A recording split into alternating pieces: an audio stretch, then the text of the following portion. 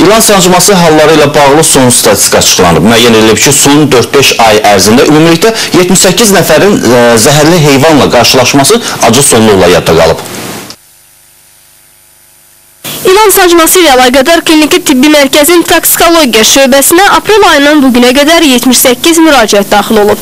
Onlardan yalnız bir nəfəri Ağsu rayon sakini 13 yaşlı uşağın həyatını qurtarmaq mümkün olmayıb. Kliniki Tibbi Mərkəzin Toksikologiya şöbəsinin rəhbəri Azər Maqsudovun sözlərinə görə Ağsu rayon sakininə bütün lazımi köməklik göstərilsə də o həyatını itirib.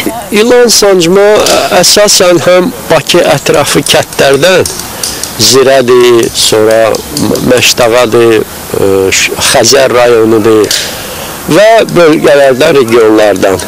Qazaxdır, Şəmkirdir, ondan sonra Qəbələdir, İsmaillidir, Şamaxıdır, Ağsudur, Bərdədir, Yevlaxdır və cənub rayonlarından da Astaradır, Lənkərandır. İlan sancması faktı ilə müraciət edənlər ən çox orta yaşlı insanlar olub. Bundan başqa Kliniki Tibbi Mərkəzi aprel ayından bugünə qədər 42 nəfər əqrəb dişləməsi ilə, 34 nəfər isə qara qurd sancması ilə müraciət edib.